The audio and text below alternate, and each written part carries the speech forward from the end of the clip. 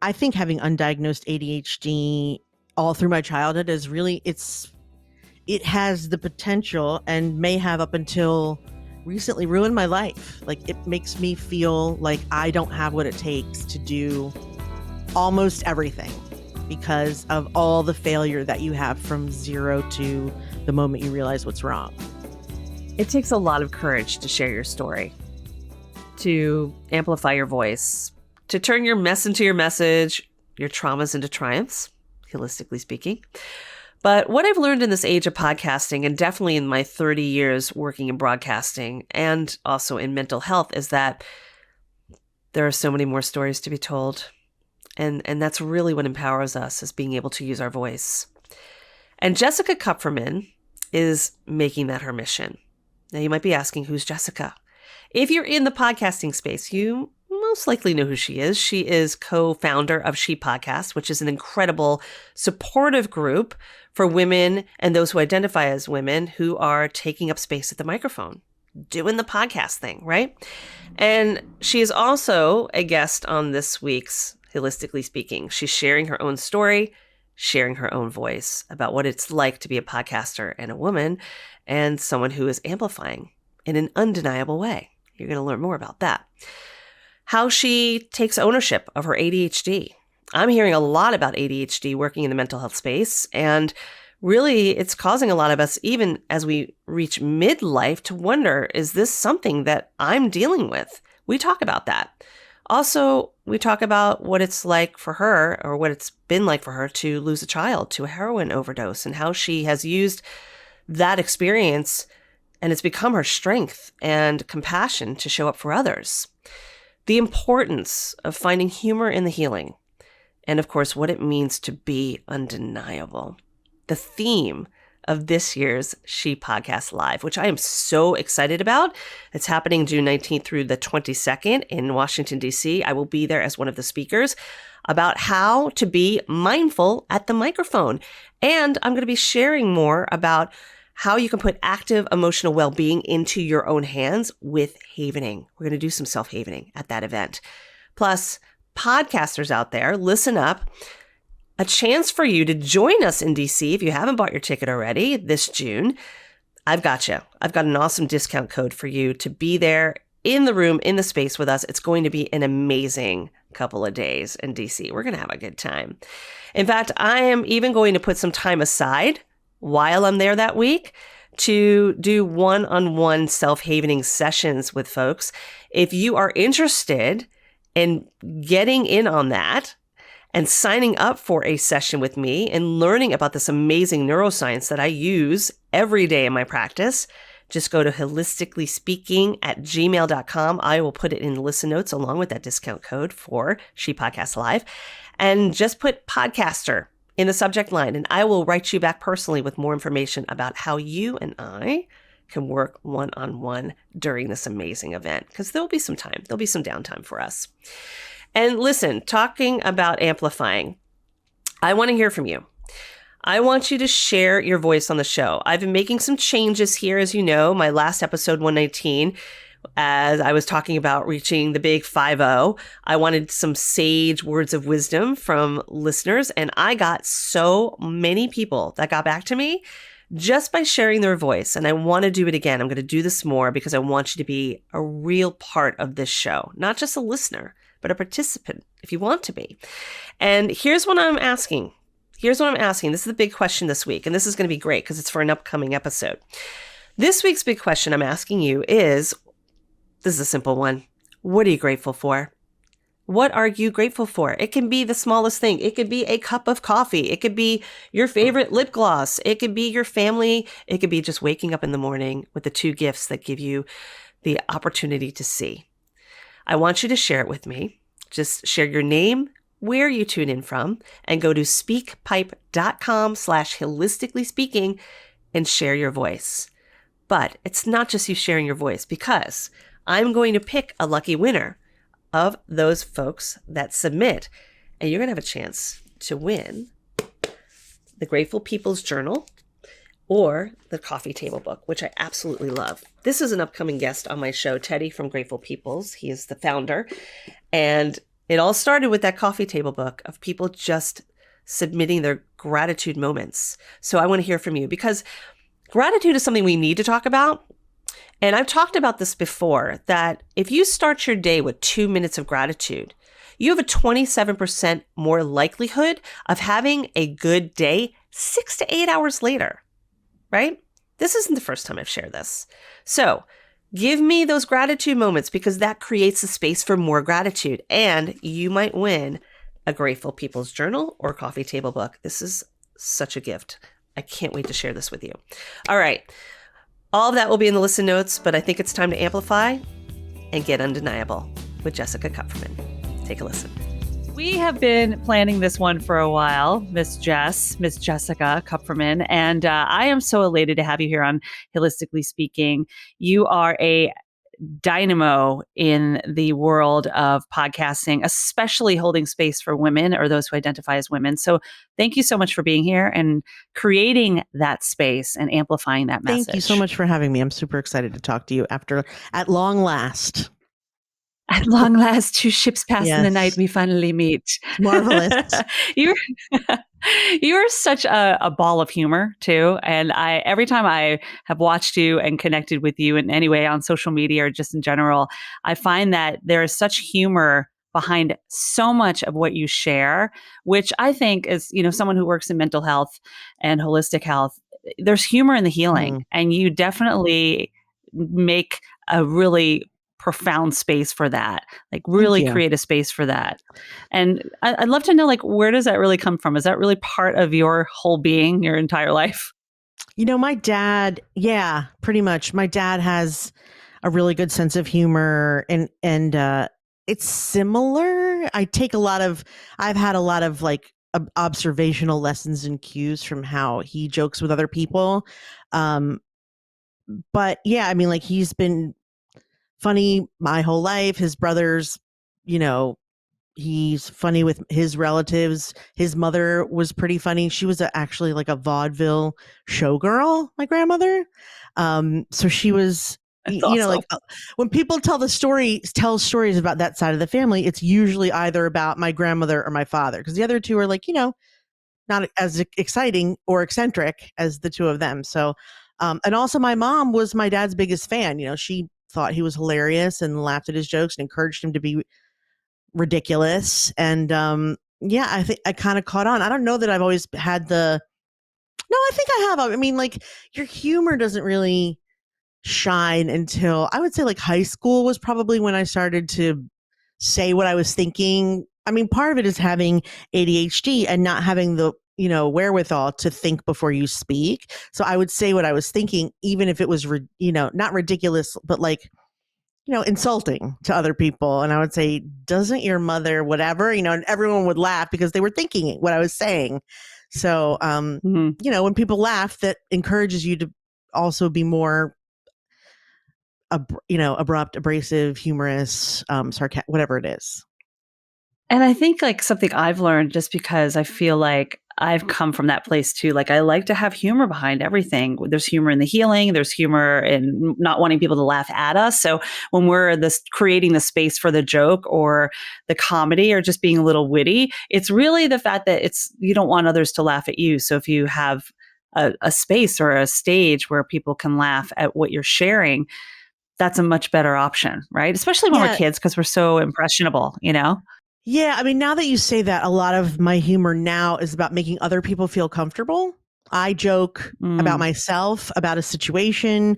I'm pretty intuitive without being empathic. So like I can see when people are uncomfortable and I try to like humor their way out of it for them, like by saying, I know this is a ridiculous situation, but we'll just do this and then we'll do this. And then usually people relax.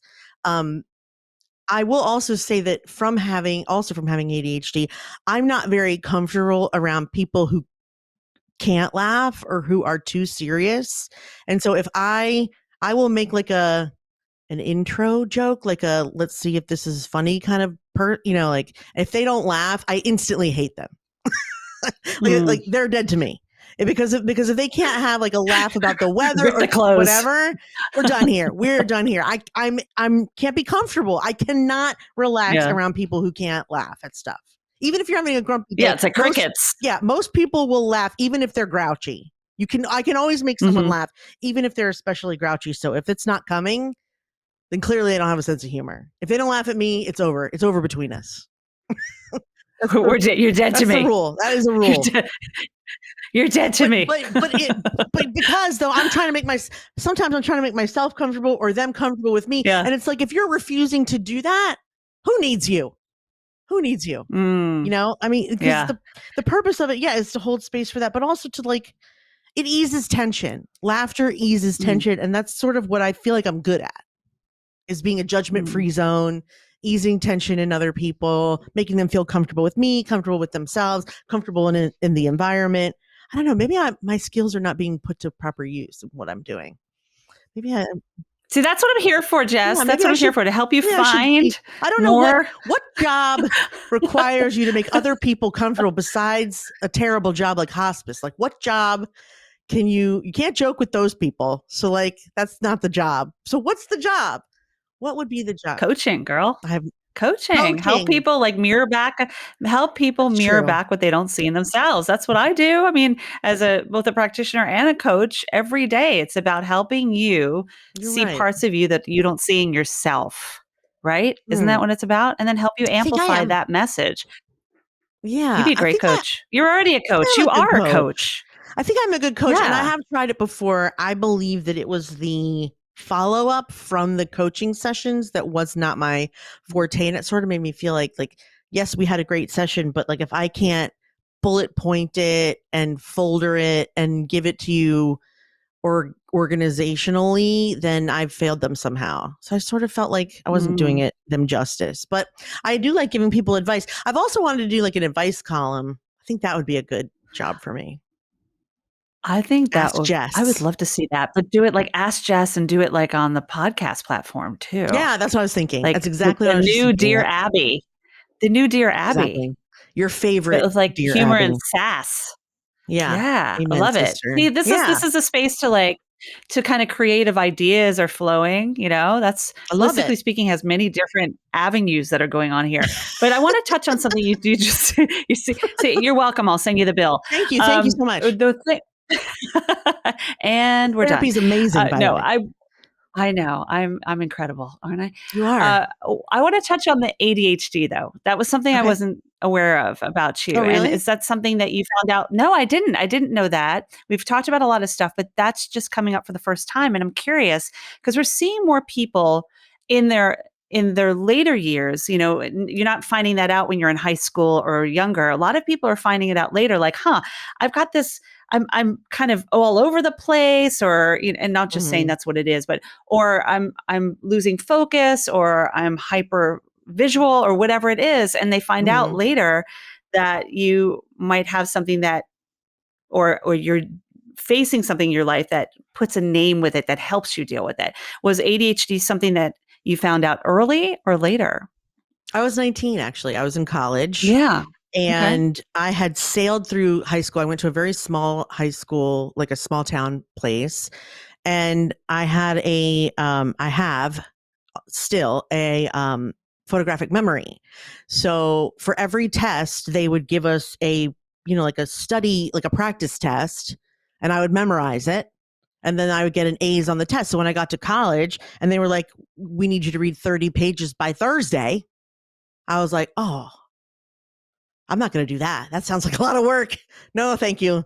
And I could not do what they were like wanting me to do in any class. I was starting to fail every class. And this is a person who had I wasn't a genius, but I had like a 3.4 GPA, which is not nothing. So I thought I was college material. No, I am not. I mean, like I got through college, but it was a huge struggle because I was spoiled.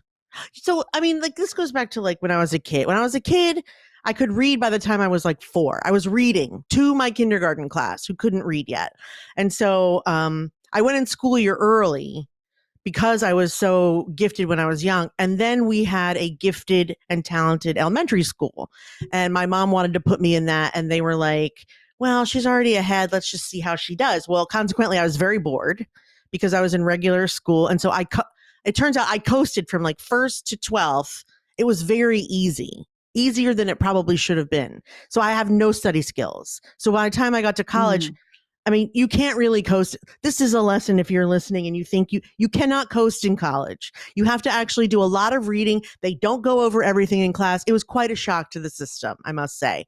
And so I was like, well, I don't know what's wrong with me because I've been a good student up until now. So I went to a shrink. I mean, and clearly, like if you have any logical sense, you could be like, well, part of what's wrong is you're not doing the flipping homework. Maybe you should try that or something. But it was too hard. I could not do it.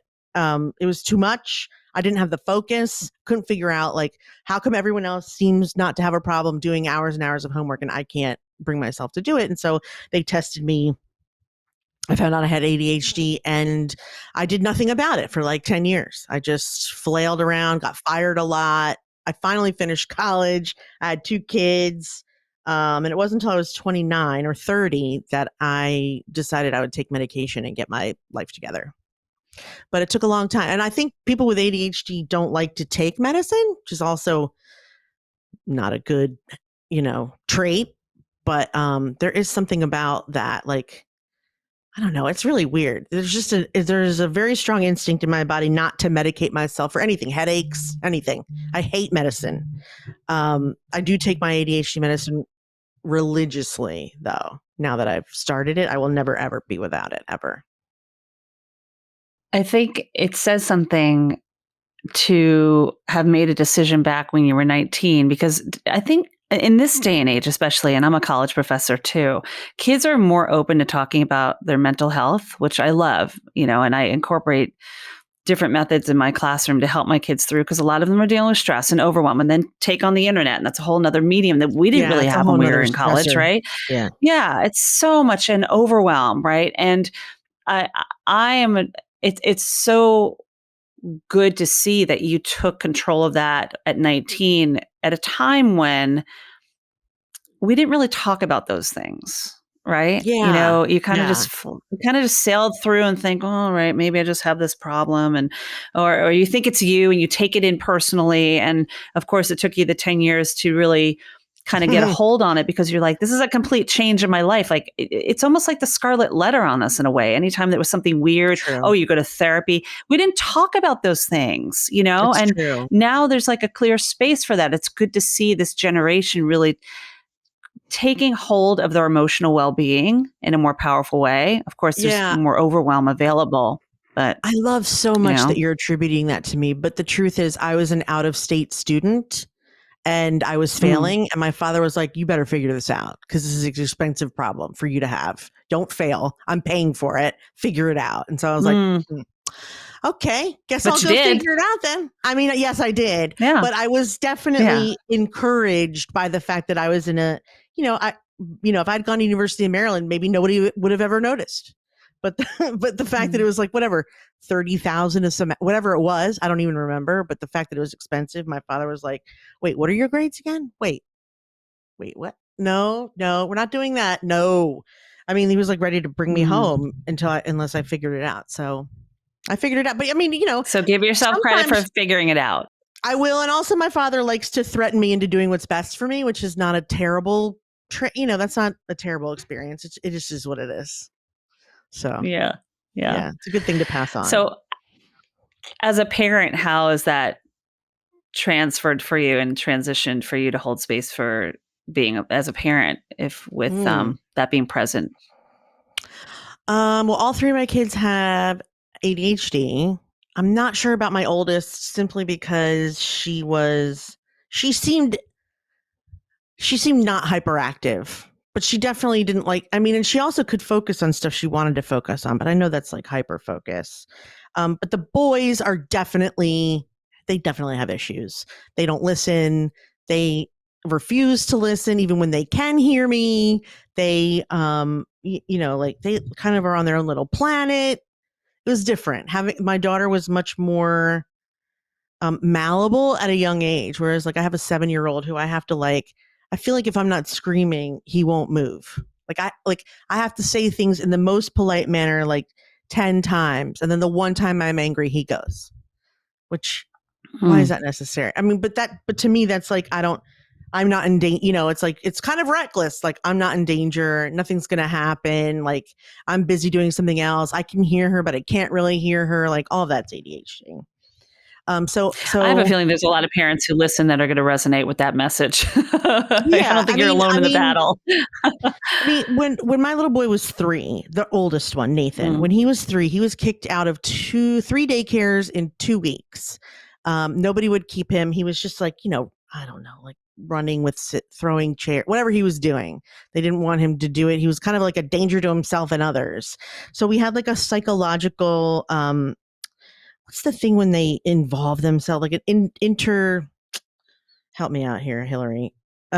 Intervention, I guess, where he had to go, be assessed, and they figured out he had ADHD, and I agonized over him giving him medicine because he was so young.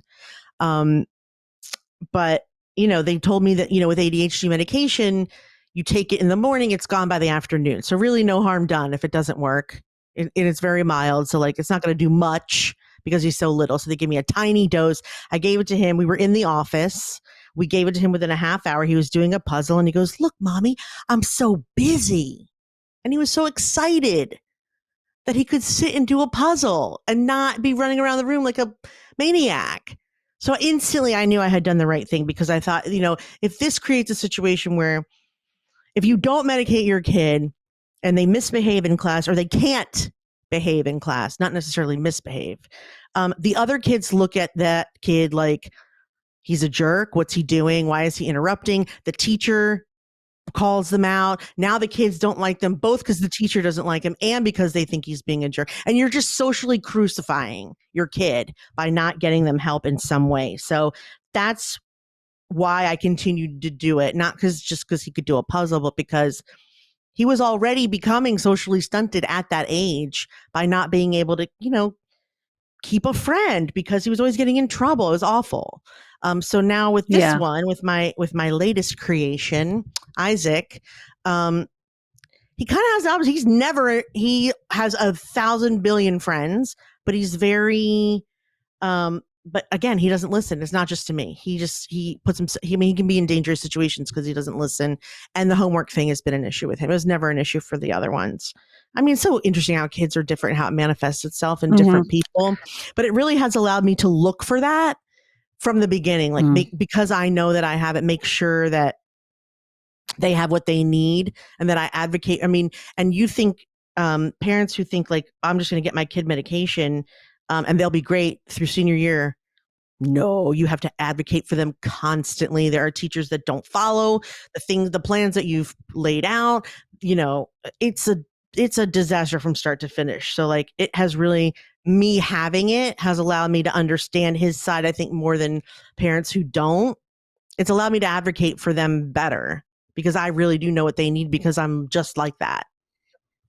Yeah, definitely. And Yeah. and some parents,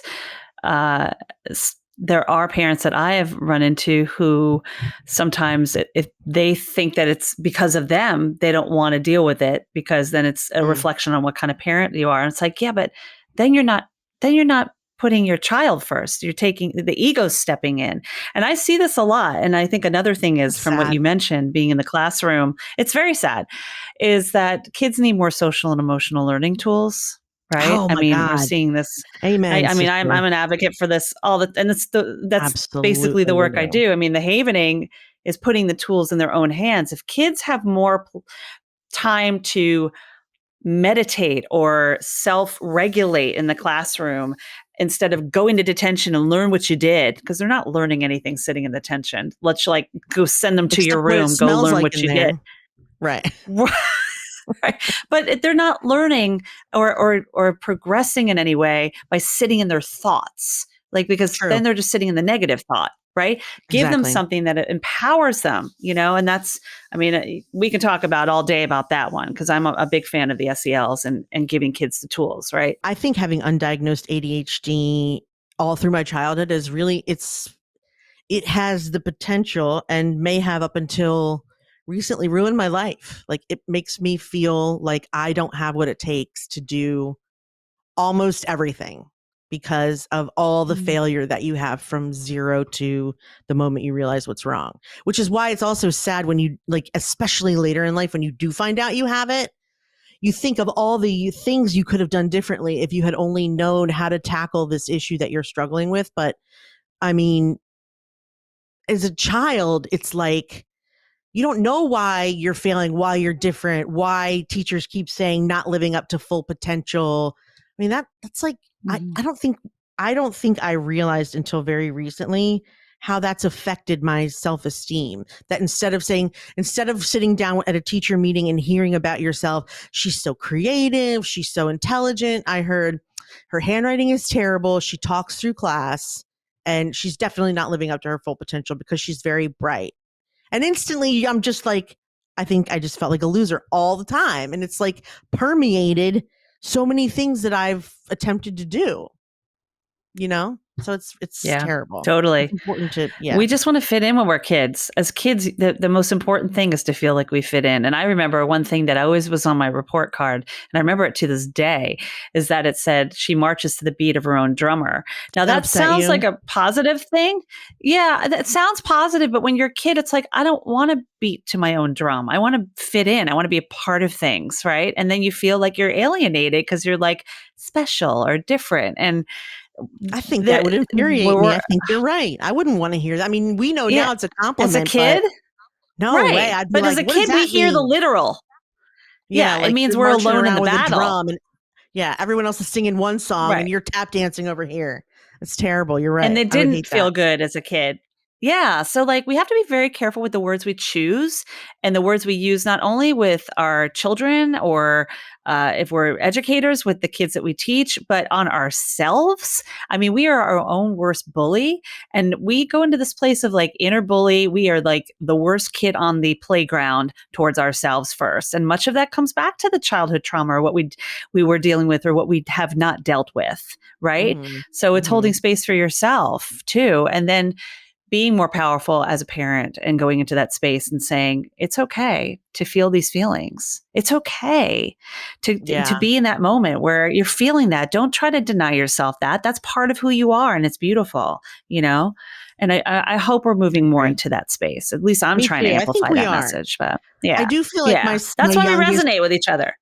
Yeah, totally. But you know what? I also see in my youngest, like, he's the only one that was taught yes, please, and no, thank you at age 2. And no, thank Mm. you also meant get away from me and stop what you're doing. Cause he would go, no, thank you. Like, which means you're an asshole, right? Like, but he was taught to say it to get to create boundaries. And when we I say was no, just going to thank say the word you, boundaries. when we were taught no thank you, it was a polite way of hoping that the person would stop bothering you. But he as a baby did an aggressive no thank you, daddy, you know? And so maybe it's just his temper, but also like, you know, like he now can say, oh, I feel sad, which is something I'm very proud of. And I mean, I know whether I personally taught her that I'm not, I know that that's being taught and reinforced in school, that he's taught to say how he feels and really get into, are you sad or are you hurt? Are you sad or embarrassed? Mm. Are you sad or angry? You know, and he can tell me, which is not something I think my oldest 2 could recognize this young at 7, you Yeah. know? And I love that you're touching on boundaries and giving Yeah. a child the ability to understand that because the sooner we learn how to say no to others, which also means many times saying yes to ourselves, the more empowered we're going to be in life, right? Mm-hmm. But if we're always trying to appease other people, always, and look, as empaths, that's our jam, right? But we have to learn to like say yes to ourselves first. And if it means saying Mm-hmm. no to somebody else, it doesn't mean I'm selfish. It means that I need to be a little selfish in a good way, or I'm just going to be Yeah. walked over for my whole life. And then I wind up being in a narcissistic relationship and I'm in a job I hate and I don't like what I do and I don't know how to say no in order to Yeah. please myself. I mean, I Right. struggle with that, I So, think. I struggle I with think that we all do. still. Yeah. Yeah. I wish I Yeah. didn't. We're pleasers. We're I'm kind of pleasers. jealous of him to just be like, I'm not going to that. Like any birthday party, if it's like, if it doesn't sound like an amazing time, he's like, no, no, it's hot out. Where I'd be like, oh, birthday party, where's, you know, it wouldn't even occur to me to say no. as a kid. I can just see this little kid going, I don't think so. Oh my God. That's One of cute and our everything, neighbors, but it's not happening. one of our neighbors came over to ask him if he wanted to play like a couple weeks ago, came over with a friend and we're like, Isaac, someone's at the door for you. And he goes, I'm good, and shuts the door in the kid's face. I love it. I was like, that's not nice. And he goes, I didn't feel like going out. He was like, oh well, I'll ski. tell you. I think the next thing that's I'm going to very happen jealous. with this little one is he's going to be like, yeah, check my calendar. He's going to have his own I mean, Calendly. If I could adapt his ability to push out the unpleasant for him, I would be in a completely different place in my life. For just to be able to be like, Hilarious. that's not happening at 7. I love that about So him, great. actually. That's so great. That's Yeah. amazing to witness that at such an early age. I know, because we're so bad at it. We are. So can we talk a little bit about Emily? Because, Absolutely. being a mom and sharing the space, and I really appreciate you opening up on this story because I know there's many that'll resonate with this, but, you lost your daughter. And I'd rather you share the story if you don't mind. Yeah, I mean, I think she was prone genetically to mental illness, probably on both sides of her family, but specifically on her father's side. And I think, she ended up at the end being diagnosed with borderline personality disorder, but it's something I probably saw the beginnings of at around age 11. But, she was 19 before I figured it out, because I was Googling her behavior. But from, I would say, middle school, I mean, I have found psychological evaluations from when she was 8, and it was like, she's oppositional, she's this, she's that. And when she was 8, I think I was like 29. I had no idea what to do with this information or how to treat it. She seemed she was doing okay in school. She had friends, it all went swimmingly until about age 11. And then the first thing that ever happened she did that was weird was she had a best friend that lived down the street, and they were bestest friends in 5th grade. And we went away for Christmas break. And then the first day back from Christmas break, she came home furious. And I said, what's the matter? She goes, I hate Alyssa because she has a pink backpack and that's dumb. And I was like, what are you talking about? You guys were just best friends like 10 days ago. She was like, well, I'm only wearing black and my backpack is black and I don't want to talk to someone with a perky pink backpack. And I was like, I don't know who you are, but alrighty, that sounds great. But it was as if she had switched personalities or preferences with no warning or rhyme or reason. And then from that, it went to her. I mean, that was like 5th grade. So like 7th grade. So now we get to middle school. It's not the nicest middle school, but she went there because she was in something called the International Baccalaureate Program, which was like a special program that helped kids. Like, I don't know, it was supposed to be more like private school. It was not, but it also was not based in a very nice part of town where nice children go to middle. This is a terrible thing to say, but they were neglected, troubled, whatever. So she was with a lot of juvenile delinquents in this school, and she just became one of them, even though she's not one of them. Like, up until this point, I divorced her father when she was like 3, so she doesn't really remember that. And then she got a stepfather when she was 6 or 7. So 3 loving parents, a nice home to live in, 2 nice homes to live in, support, understanding, a younger brother, and yet she's like, telling everyone that she's from a not nice part of town, and that her dad, works all day and they're alone. I mean, just complete and utter horse pucky. And she started dressing like this, or hiding. I don't know, like she would stuff a bra. She didn't even have a bra, but like I would hear from a teacher, she's stuffing her bra. And I was like, what bra? What bra does she have at 11? I don't even know what you're talking, but she would borrow them or steal, not steal, but she would borrow them, etc. And so that turned into her deciding later, 8th, ninth grade, that she was a juggalo. Do you even know what that is? Please say no. I hope you don't. But it has to do with a I've heard band that. called the Insane Clown Posse, which Mhm. is a band that came out when we were young. But, they just they put clown makeup on. They have a little symbol they like to wear, but it's like, I don't want to say it's a cult because I don't think they kill people, but I mean, it's very culty in that you either are in or you're not. And so, she would paint clown makeup on her face, and she would only interact with these types of people on Facebook if they were a juggalo or not. I mean, honestly, I knew that my children would find a way to irritate me with something, because that's just what children do, right? They find the exact opposite thing that you want. And for me, I thought that would be country music. It never occurred to me that it would be a clown-faced baboon singing about like magnetism or whatever they drink blue Fago. Like, none of it made sense to me. When I asked her what she liked about it, she would say, "These people are like my family." I was like, okay, you're Jewish. Your grandmother is the oldest of 10 children.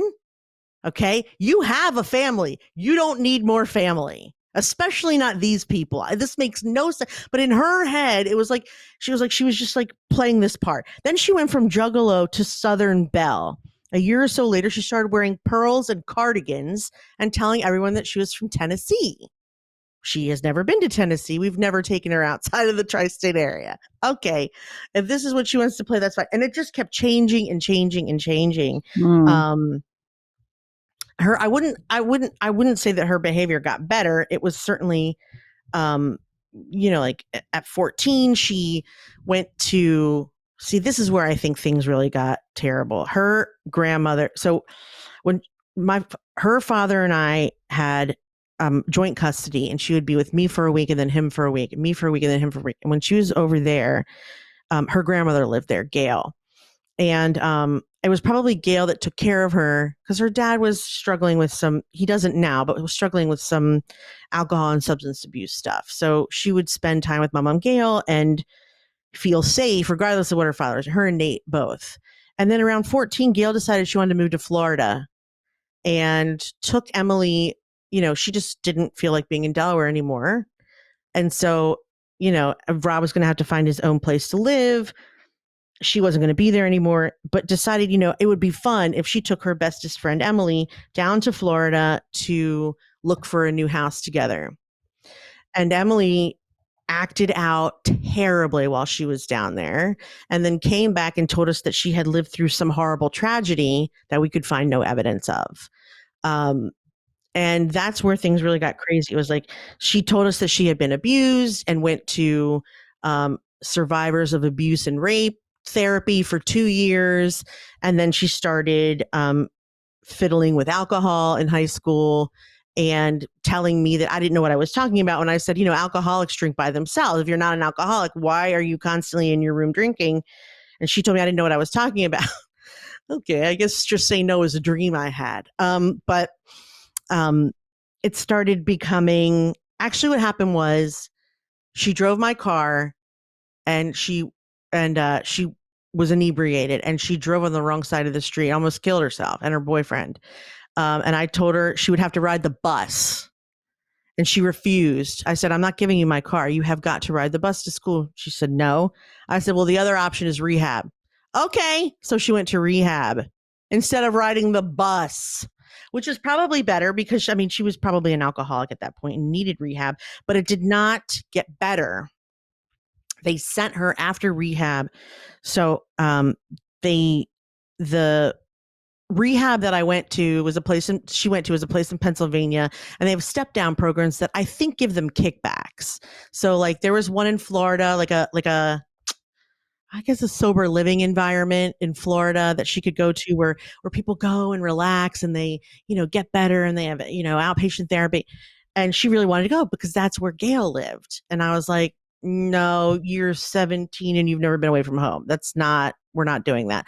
And they convinced me that it was the best thing for her. So I sent her to Florida by herself for rehab at 17.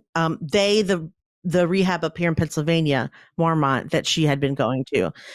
They really convinced me that she needed it. She wasn't ready to go back to high school. And I was like, nah, she's just going to finish her degree. And they were like, no, we think she needs this like other 2-week thing. And I was like, fine. Well, the second she got there, and the second she was on her own, she kept trying to escape to go to her grandmother's house. She, actually what happened was she would meet a boy and somehow convince that boy to drive her to her, to her. It was like 2 or 3 boys that really felt like they were in love with her. And I felt so terrible for them because I was like,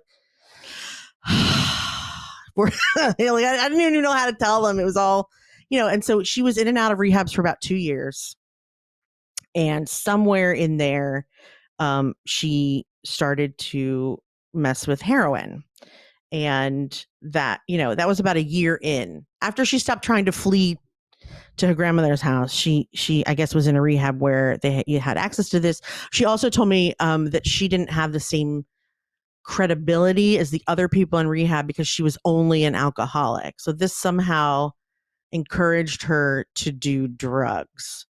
And again, I didn't understand, like these are all things that I didn't in her head. First of all, and now that I know she was borderline, in her head, these things were absolutely true. It was absolutely true that she could not have any credibility in rehab as an alcoholic because if she didn't do whatever they were doing, she couldn't speak to helping them and vice versa. So in her head, that seemed like the logical next step. But then once she had taken that step, she couldn't stop. Like she thought she would be able to stop and she couldn't. She thought it would be no big deal if when she wanted to stop doing it, she could. And then, I don't know how long you have here, but I ended up kidnapping her from Florida. I tricked her into thinking she had to come back here. And then we put her in a sober living place here for about a week. And then she lived with me for 7 months and she was perfectly sober for about 7 months. And then, there started to be some stressful situations here at Delaware. Her boyfriend was going to prom. She didn't have her prom because she hadn't finished high school. She was a year older. Things started to be stressful and she relapsed and I had to send her to rehab again. But this time I was like, no, we're not doing this 30-day in and out, run away. I'm sending her somewhere she cannot run away and somewhere that works on mental health and not addiction, because this was just not working. When you are mentally ill and you're in somewhere for 30 days, they barely have enough time to get to know you, much less dive into your psyche. So first I Googled all these symptoms. See, one of the things she kept doing in rehab was she would switch one and then tell them a different thing about herself that wasn't true. So one time they thought her name was Alaska. One time they thought she was a twin. One time she had a Boston accent that she wouldn't drop because she told everyone she was from Boston. And it was actually, that was the most freaky thing because I was like, you do know this is an accent that you don't really have, right? And she kept keeping it up and keeping it up. And I was like, I might call the mental hospital unless I hear you say I'm not from Boston. And she goes, Mom, okay, I'm not from Boston. That's what I told them. So leave me alone. And so when I went to go Google these symptoms, when I went to go Google these symptoms, I was like, okay, not every addict is like making up personalities at every, seems Emily's special thing. So that's what I Googled and I found borderline. And I was like, oh my God, this is it. She has every symptom. And then I found a place that specialized in borderline, which was in Utah. So I sent her to Utah. And it really worked. She was clean. She had goals. She met a girlfriend in there. And that's, she went to go to sober living. And at this point, like she had been in and out of rehab so much, I couldn't really afford where her girlfriend was going. Like her girlfriend came from a wealthy family and she was going to a place that was like $3,000 a month. And I was just tapped out from 2 years of rehab. So emotionally too. Emotionally too, but like, yeah, $3,000 a month is more than my mortgage. Like I just couldn't do it. I couldn't afford it. So, I found a place that was safe and gave her a scholarship, etc. And, it was rough for many reasons, but she ended up having, after Thanksgiving, she ended up having terrible cravings and wanting to come home. And I kept telling her no. And then she relapsed, went to her therapy, told them she relapsed. They gave her a written set of instructions as to how to like manage, didn't check her pockets, didn't detox her, just said, here's what you do. Call a friend. It was like the dumbest list I've ever seen in my life. Sent her home and she overdosed with whatever was left in her jacket. So that is a very brief version of it, but I wanted to, highlight the quirkiness that I ignored because she was artistic and a very good artist. She was creative and an Aquarius, you know how they are. So like, I ignored a lot of these little personalities because I thought she was just, having a good time, expressing herself, exploring her identity. I didn't think it was like a bad sense of self or that she was, I don't know. I just wish I had thought of it earlier. I wish that one person, one psychiatrist would have caught on to that earlier, because by the way, that thing that she told me that happened to her in Florida never happened. She went to survivors of abuse and rape for 2 years and it never happened. But it was just the thing she was wearing at the time. She needed to wear this robe of personality. It's been a very interesting and confusing experience. I think what I want to share is that you sharing your story, I appreciate you being vulnerable and sharing this about Emily and just being a mom, being able to share that, because hopefully it'll touch, move, and inspire one person to take a deeper look at what's going on with their own kid or kids. I'm sharing a lot of the semantics and not really how I felt about any of it. And that makes it easier to share, certainly. Because there's no really way to describe how you feel as it's going on. It's just like constant panic, really. I mean, I would just say, if one person is listening and thinks their kid is acting out and they're not sure what to do and they've tried a bunch of things, I would say look into borderline personality disorder, and because there is treatment. It was too late for her. She was already also a heroin addict, and that's not easy to treat. So no, and a parent can't do that themselves. You need support, the right kind of support, and the first step in any and the first step in any change in anything is awareness and being open to the possibility that there's something that needs to change here. So thank you for that, Jess. And just a reminder, if this podcast, listening to Holistically Speaking with Jess Kupferman, who is the co-founder and co-host of She Podcast, we're going to talk about that for a few minutes too. If this touch, moves, and inspires you in any way, consider sharing it with just one person, passing it along, and just listening to this conversation, because these are the kind of conversations that we need to amplify and hold space for others to hopefully make a difference. I mean, that's what we're here doing. So thank you, Jess, for that. I want to move into this space. You're welcome. I want to move into the space of She Podcast while we have a few minutes left.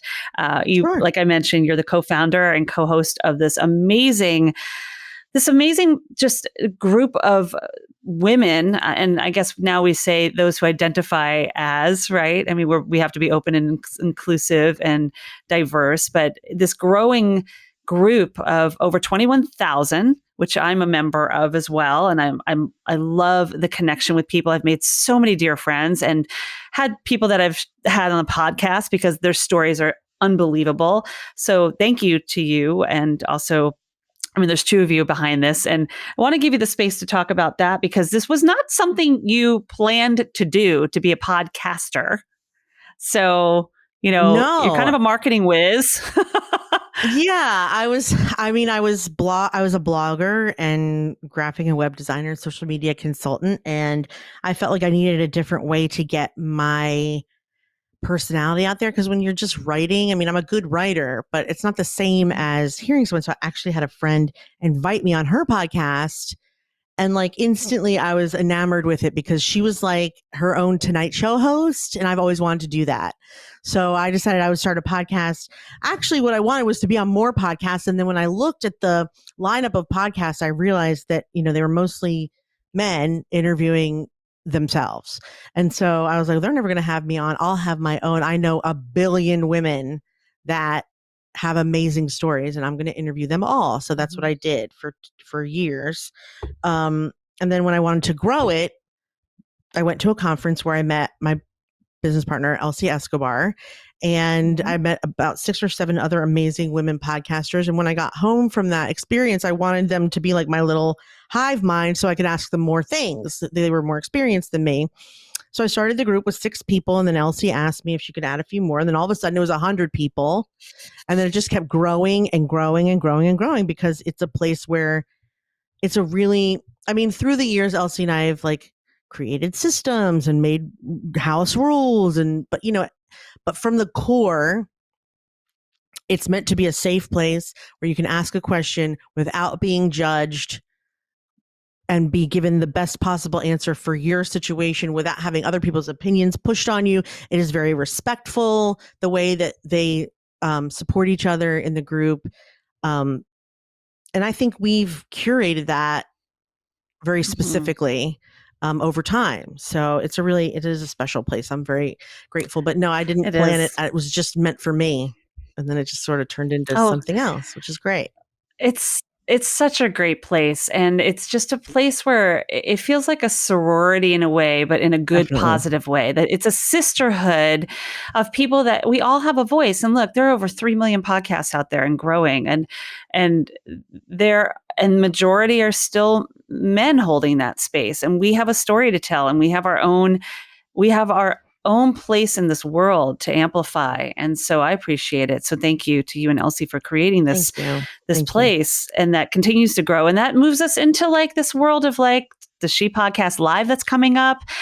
Really looking forward to that. I'm actually really elated to be one of the speakers at She Podcast, which is going to be in DC. We're going to have I'm very excited to have you. Kick-ass time. Thank you. I appreciate it. I'm looking forward to sharing more about dealing with the overwhelm and mindfulness behind the mic, and just sharing more of that brain candy out there. But do you want to talk a little bit about She Podcast in a moment we have left? And then I have one more thing for us to do. Yeah, She Podcast Live, like she said, it's happening in Washington, D.C. It's meant to be part conference, part school, part retreat, part, like she said, sorority party. We try to make it really fun. We try to make it really fun. There's lots of wellness opportunities for networking. And it's just sort of like an in-person extension of what the group is, which is the community teaching each other, supporting each other, inspiring each other. So it's really fun. Yeah, we need more of that. Yeah, I agree. And if anyone is and I'll share that in the notes. Okay, sorry. Yeah, I'll share all the registration and notes. We'll get everything. I just wanted to give you the space to share. But in closing, before I let anyone go, because I know you got to be out of here, and I'm very mindful of people's time, I want to play a little game with you real quick. This is just a little word association. I'm going to throw out a word at you, Miss Jess, and I want you to come back with the first word that comes to mind. I love games. Okay, let's do it. I'm going to close my eyes. Okay. Oh, good. I like that. All right, here we go. These are just words from today. Humor. Me. I'll agree with that. Undeniable. Event. Yes. By the way, I don't think I said the word undeniable, but that is the actual theme of She Podcast Live this year. So I'll just preface with that. ADHD. College. Mom. Sherry. That was her name. I mean, I always think of my mom. She died when I was 30. So that was around the time that I decided to have my own business. And that's when I decided to take care of my ADHD. It's because of her. So even though we talked about me being a mom, she's always on the back of my mind too. Of course she is. Why wouldn't she be? Yeah. Right? That's amazing. Yeah. All right. Overdose. Emily. Yeah. Podcasts. Amazing. But that refers to sorry. Important. No, go ahead. And yes, go back to podcast. Podcast. So I say amazing because we're in the process of figuring out the speaker lineup and the content. And when I see, first of all, having everyone like that in one room, and also like choosing who gets to speak about what you learn, what amazing things people are podcasting about. And it is unbelievable. I feel so unworthy to be in the presence and friends with so many people who are sharing the most amazing podcasts ever. So when I hear the word podcast, I just think amazing because I know so many, including yours, of course, yours. Girl, you're one of them. It doesn't always feel that way, though. Like you're I one of know. them. I know. You're being hard on yourself because you're the one, you and Elsie have created the space to allow this to happen. So can we like hold some space for you, please? Thank you very much. We can. Let's do that. But I appreciate it. So let's just hold space for each other and namaste the crap out of this. Okay. But thank you. And you said voice. Namaste. Yes, voice. Did you answer that one? I would say important. That your stories are important. Oh, yeah. Yeah. I always say that my voice and connection are my superpowers. When people are like, what is your superpower? I'm like, it's my voice and connection. Like, that's it. I'm here to amplify, right? Ripple effect and make it happen. So on that note, I just want to say thank you for sharing your story, being so vulnerable, you're being courageous. And just, I know that this will resonate with people. I know that you are creating an unbelievable space to create the power of voice and connection. So for you, I could just say thank you. But is there anything you would like to leave our listeners with, the Holistically Speaking podcast tribe? The voice is important. Your messages are important, but your gut is also vital. To trust your gut. Don't doubt yourself, regardless of what it is you're dealing with. That's what I would say. That's beautiful. Thank you so much. Thank you so much. It's been lovely. I can only imagine after listening to this episode that you are going to want to learn more about She Podcast, more about She Podcast Live, and of course, more about Jessica. I'm going to put all of that in the listen notes of this episode. And don't forget that we are going to be at She Podcast Live June 19th through the 22nd. I'm speaking, Jessica's speaking. I'm going to be doing some self-havening there as well. All you need to do is go to the listen notes to register. I have an amazing discount code just for you if you put in the discount code HIL and use that code, get that discount, gives you more time and space, and we can even share a drink together. Plus, I'll be doing some one-to-one self-havening sessions. That's a really great opportunity for you to put the power of active emotional well-being in your hands if you are interested in learning more about havening. And I bet if you are attending She Podcast Live and you come to my event, you're going to want to learn a little more about it. But I'm going to be doing one-on-one havening sessions with folks who attend. All you have to do is go to HIListicallySpeaking@gmail.com, send me an email, put podcaster in the subject line, let me know you're interested, and I will get up with you personally. And all you have to do is put podcaster in the subject line, like I said. Plus, lots of stuff I'm throwing out at you this week, right? Don't forget an opportunity to share your voice. Just go to speakpipe.com/HIListically Speaking if you are interested in putting the Grateful People's Journal or the coffee table book in your own hands. I have the founder, Teddy, of Grateful People's coming up in a future episode. But before that, I want you to share what you're grateful for so that I can include that in the episode. And then we will announce the winner of the coffee table book and the journal. Go to speakpipe.com/HIListically Speaking. That's all you got to do. Share your gratitude moment. Okay, on that note, I have given you a lot to process this week. It is all good.